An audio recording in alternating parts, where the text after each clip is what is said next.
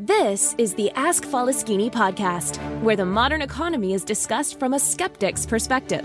Mr. Faleskini helps you distinguish what is sustainable in our economy and what isn't. Not everything that glitters is gold, and not all mud is dirty.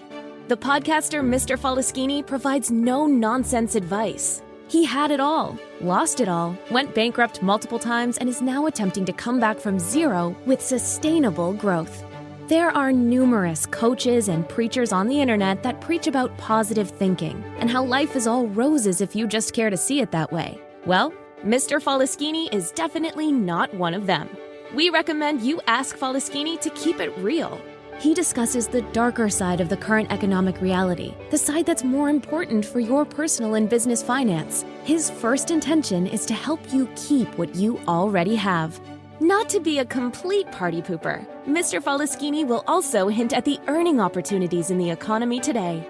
In order to please the almighty algorithm, please like, share, and subscribe. And now it's time to start taking notes. The mic goes to the podcaster, the one and only Mr. Faleskini.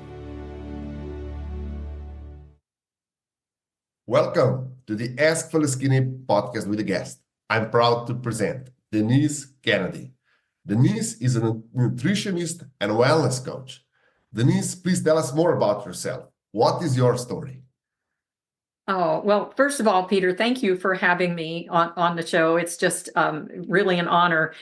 Yes, I'm a nutritionist and a wellness coach and an entrepreneur. So I really feel like this is such an important area in particular for solopreneurs or entrepreneurs, because we just work and we burn the candle at both ends, and then at some point the body just gives out. And so I love working with people that really want to have more balance in their life. Thank you. So I will start with nutrition. We know that we are all occupied with our work, and we don't prioritize, or rarely we prioritize food. We just wait that we are extremely hungry, and then we just go and grab something in a fast food restaurant or a sandwich place or something like that. So how important is food? And I'll be a bit out of line here, but I will allow that to myself. How important is the food and good nutrition, of course, for our business success? Well, our food choices are the number one thing that makes us either head toward really living a full life, or it's leading to illness. So we get to choose that. And that's, and I'm a huge advocate for whole foods. So I don't necessarily go and I didn't even tell you, I'm a certified natural chef. So I had a lot more of using and foods in my life that were beautifully done and just lovely. It was much more of just a connoisseuring kind of development in food. And that's, to me, sometimes where we can get in trouble. So I now keep my food very simple. I really do a lot of vegetables, whether they're cooked or raw. And I keep to about an 80-20 rule, 80% vegetables and 20% protein. Okay, interesting. I'll try to be more specific based on my Okay. When I used to be full-time in business before I experienced burnout and almost retired or take time off. I would be extremely hungry, and then I would eat a lot of junk food. And after my retirement and when I was starting my recovery with prolonged fasting, I decided that it's much better to skip a meal and wait for the quality meal, even if it's only next day, than to eat junk food or a sweet or something like that. What's your take on that? 100%, I agree. Junk food is absolutely, it's not even really food when we come down to it. For me, as far as a nutritionist and a wellness coach, I'm constantly talking about we need to be prepared. So we've all heard the old saying, if we fail to plan, we plan to fail. And our food is such a critical part. That's our fuel. So we wouldn't let our cars run out of gas, and we wouldn't let us, those are the kind of things. The food is our fuel. So it's really critical to have the food choices be whole foods. And then, of course, we haven't gotten into exercise or movement, which is really critical. And then hydration, things like that. But taking care of ourselves, our self-care is just critical, especially when we're totally solopreneurs. That's chief cook and bottle washer. We do everything. Mm-hmm. Okay. So what's your take on coffees and all the things that we get with coffees in America? And of course, your portions are enormous compared to espresso in Italy. So what's your take on the coffee? Should we use it? Should we steer clear of it? Should we just go for espresso and not latte and everything that is, however the Starbucks and other called them? Should entrepreneurs rely on coffee for their energy? Boy, are you setting me up, Peter, on that. So you're talking to a coffee lover. So what I believe about coffee is it's fine within balance. It's also fine if you are really pretty healthy in your food choices and your health is doing fine. So when I've got someone that comes to me that's got a real health challenge, coffee and alcohol and things that can be more toxic to the body, because if you're already compromised, then it's probably not a good choice until we get the body healed to a point that you can enjoy it again. So I wouldn't say for anyone that it's absolutely no or absolutely yes. It really depends on the person and their condition already. And so that's where I stand with it. Okay. You mentioned that you recommend 80% vegetables and 20% proteins. What's your take on the carnivore diet? And funny that you're saying that. I have some clients that are on that, and I think that's okay for a period of time.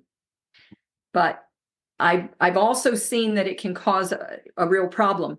And that's a general statement of 80-20, because when I work out with athletes and people that are in competition and things like that, they absolutely need more protein.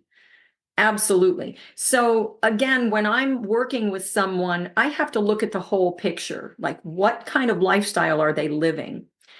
I tend to get more 55 and over, because that's where I are. And when I am coaching people that are 55 and over, it's more of a balanced body, mind, spirit kind of coaching, because if somebody loses their purpose or their voice, or they've gotten to a place where they're just not excited about life anymore, well, then food may not really be the issue. Okay. What's your take for the calorie or on the calorie intake? Because, for example, my diet is I'm at least 4 days a week I'm in deficit, just a small deficit. I don't eat. I fast for 1 day, so 36 hours every week, and I have the other 2 days. I can eat um, as much carbs as I want. I'm not overdoing it, of course, but I do it a bit more than the calculations say for me. So what's your take on the deficit of carbs? Is that just for people that are really active in sports and they would like to be shredded? Or the carb deficit, not the carb, but the caloric deficit is something that also a normal people should practice?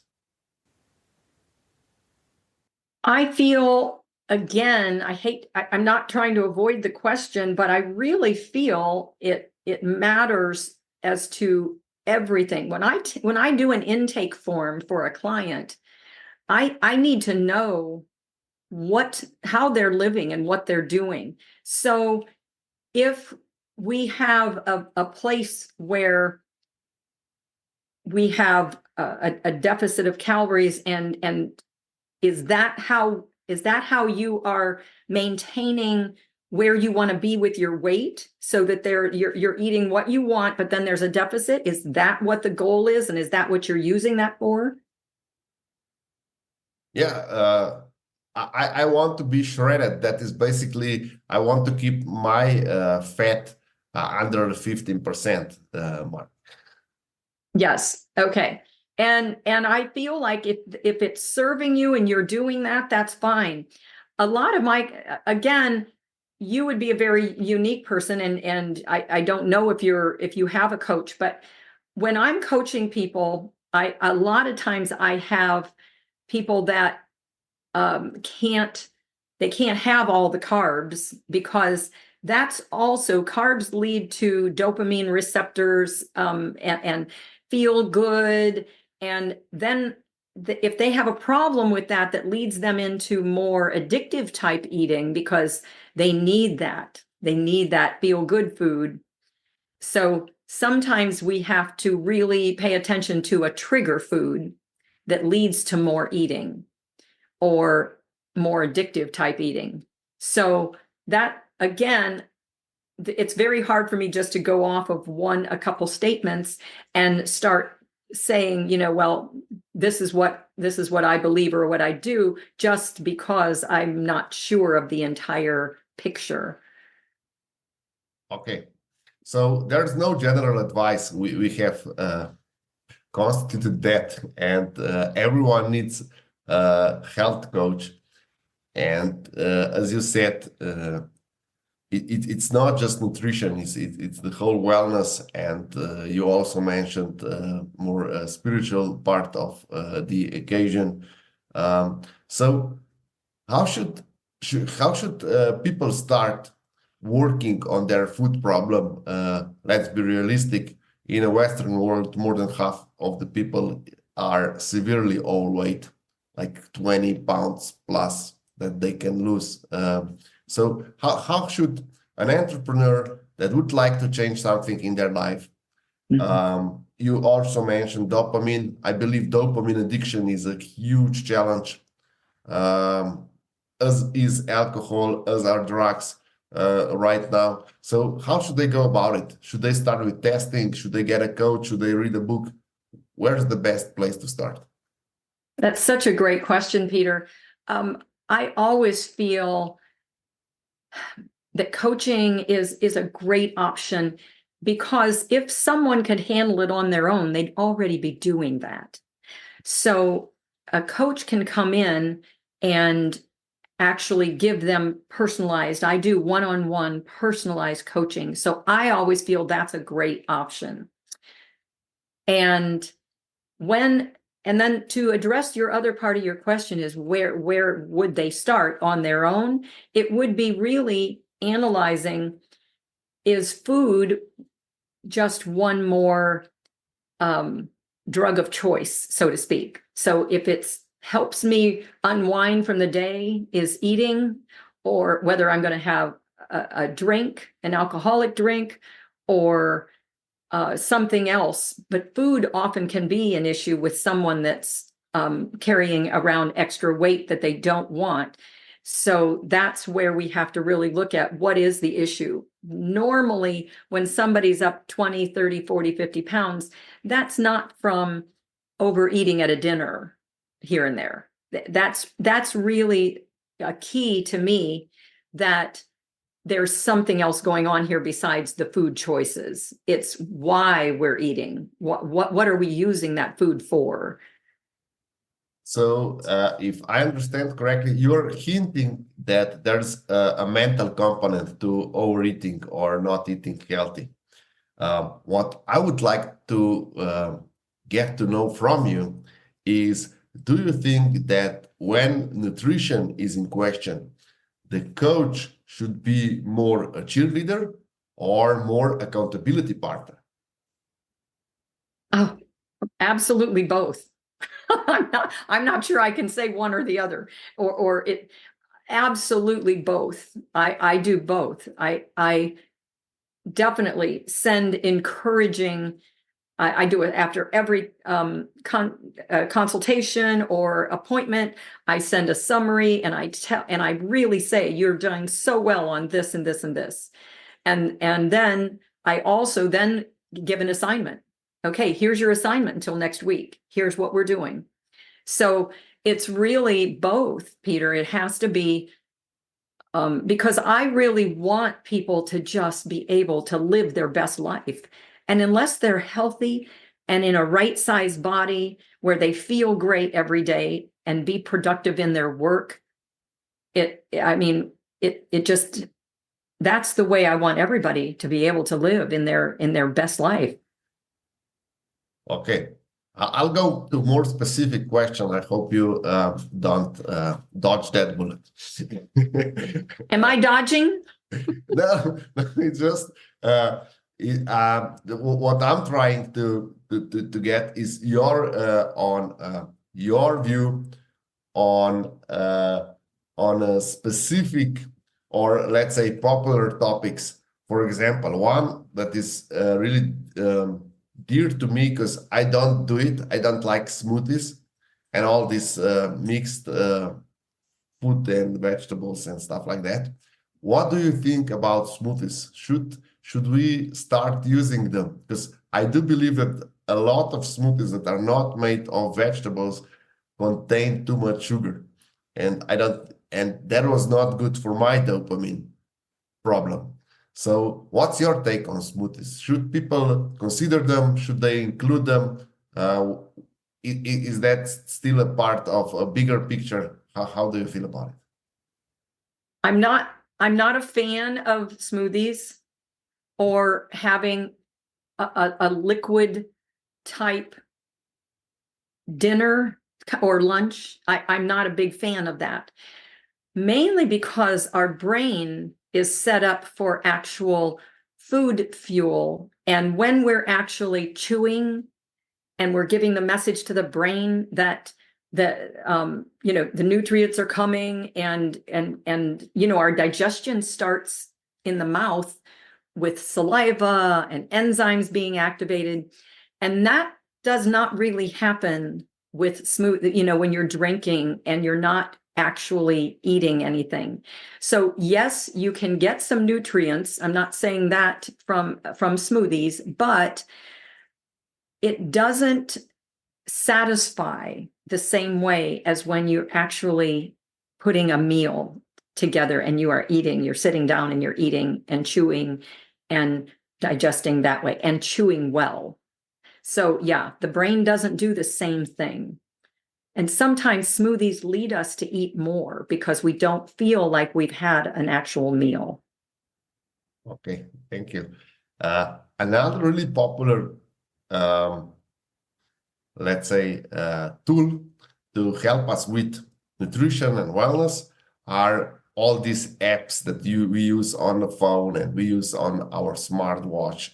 And what's your take on that? There are thousands of apps available.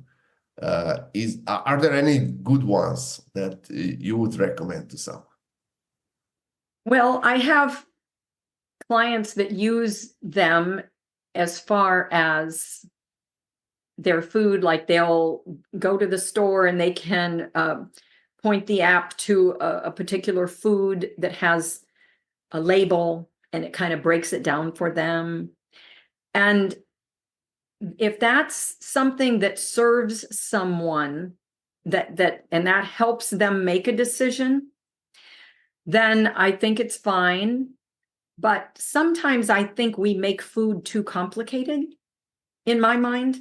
I feel like we've really made this, first of all, if they're eating food that has a label to it, then that's not going to be a whole food, because a whole food doesn't need a label. Like a package of broccoli or an apple or a piece of steak, that doesn't need a label. They are whole foods. So I do believe that we probably overcomplicated food.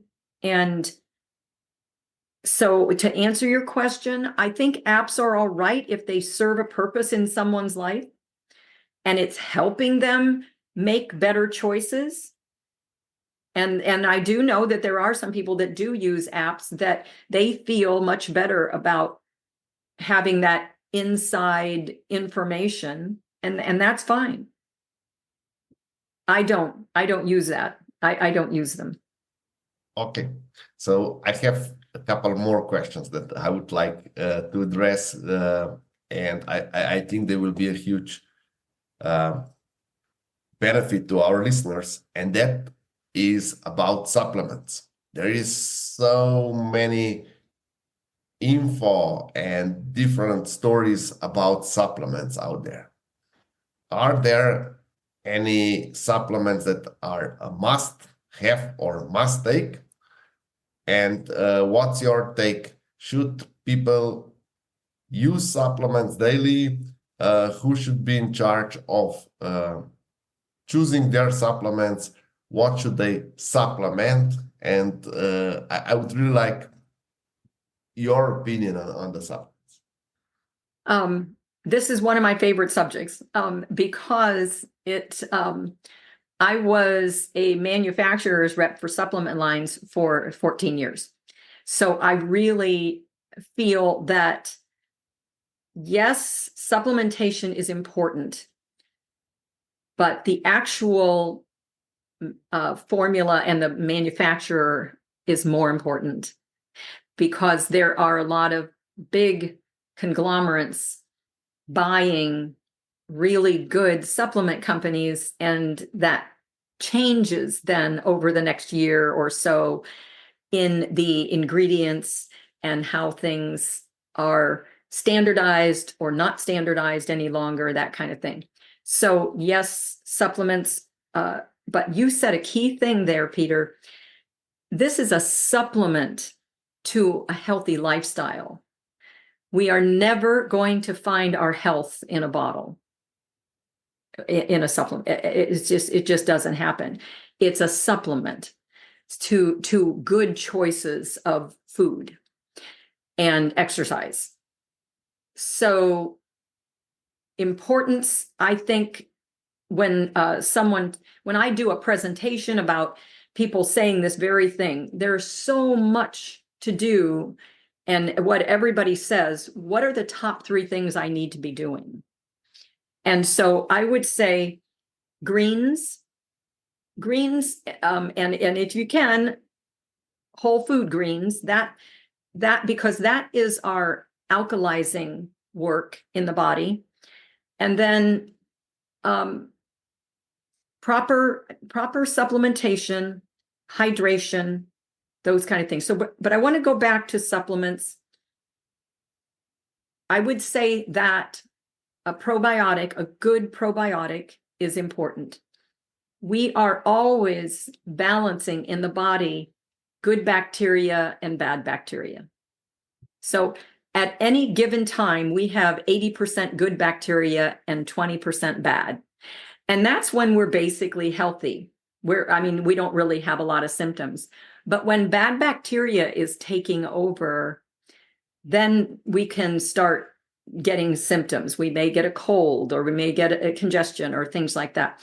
So to feed in good bacteria in the gut with probiotics, that's good bacteria. That is, we really want that to be probably, I would definitely say that's an important part of a good lifestyle choice. The only thing is, too, I want to say here that there are two types of good bacteria. One is a plant strain and the other is a human strain. So I really suggest that the human strain is really what colonizes in the gut, because we're human, we have human strains in the gut. So that would be really important to make sure that the probiotic has human strains. Yeah, that is a great insight, and I'm huge on probiotics. Oh, good. Yeah. I would like to address one more topic before we conclude, and Okay. that is internet is full of scary news about the parasites residing in our gut and in our whole body. What's your take on the parasites? How often do you find that parasites are a problem with your clients? Well, first of all, we all have everything in the body. We have parasites, we have viruses, we have bacteria, we have amoebas. We are filled with all of these things. It's when the body's healthy, it can handle it. It takes care of it. It's when we're compromised already, like we're not eating as good as we should. Maybe we're smoking or drinking, and the body is already taxed. And then we eat something that has a parasite. So that is where toxic load keeps piling, and then the body can't handle it. But we all have parasites, we all have bacteria, we all have viruses. So the body is well designed to heal. So, and it will.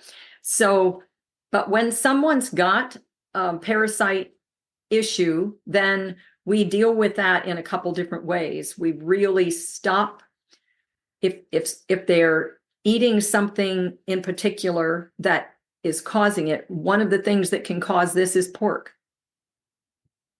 So if someone tells me that they have bacon every day, or they have this or that, we first want to stop the entry of what could be causing the issue.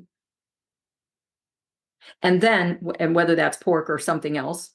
But so we want to stop that. And then we can do a parasite cleanse. And we can do that either, they have them, you can buy a whole kit parasite cleanse, or we can come up with our own. A lot of times I'll just make a really simple protocol for them to follow. And then we watch because usually whatever the symptom is either, upset stomach, not digesting well, could be headache, could be any symptom. So we then monitor, because we're all an experiment of one. So we have to wait and let the body heal the way it's going to, but we watch very carefully. Okay. So before we conclude, I would like your insight on where should our listeners start. Now they understand that it's important. Everyone is telling us that it's important to have healthy nutrition. How should we go about it, and where should we start? What is the number one step that we must take to go from an overweight, not healthy, towards healthier lifestyle and healthy nutrition that will support our lifestyle? I would say whole foods. That's what that's my number one go-to, whole foods. So, and this is going to sound really strict, but I would say 3 meals a day, weighed and measured, so that someone doesn't think when they're eating a meal that's three times the size it should be. So weighed and measured, and then no snacking. And lots of water. Those to me are the keys of good health and heading to getting control of your weight again. And the reason why I say 3 meals a day and no snacking in between, because the mind can make habits with very concise, repeatable types of activity.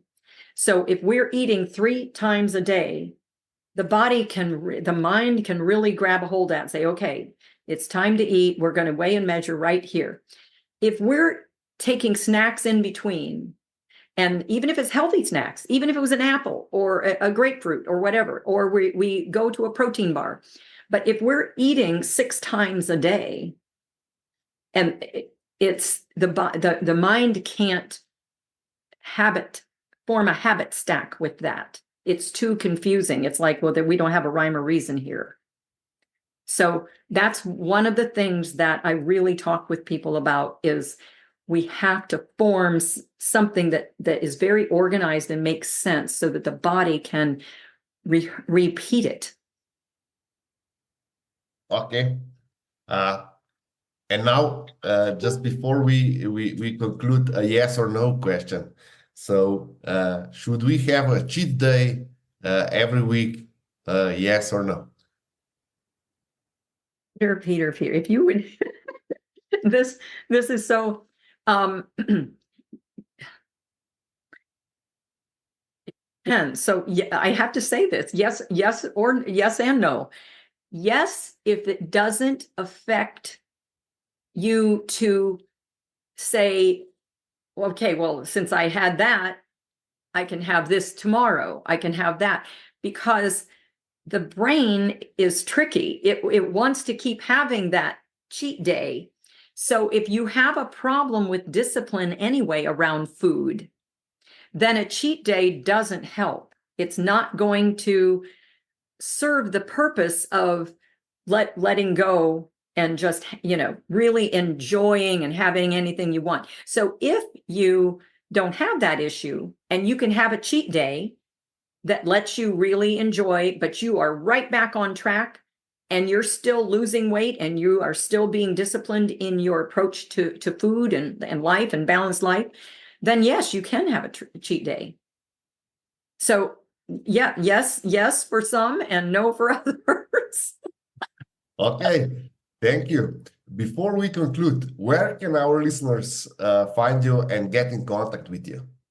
Oh, yes. So the name of my company is Total Wellness Academy, and they can get me at totalwellnessacademy.com.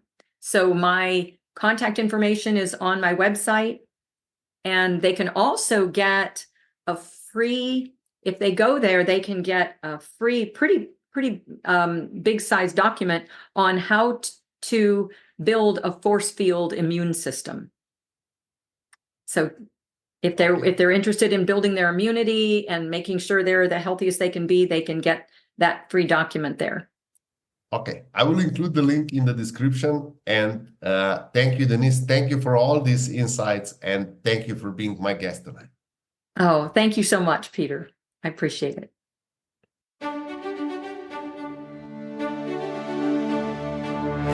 Thank you, Mr. Faleskini, for this outstanding podcast. And thank you for listening to the Ask Faleskini podcast until the end. Mr. Faleskini would love to hear your feedback in the comments. And don't forget, if you want to know, ask Faleskini or listen to the Ask Faleskini podcast. In order to please the almighty algorithm, please don't forget to like, share, and subscribe.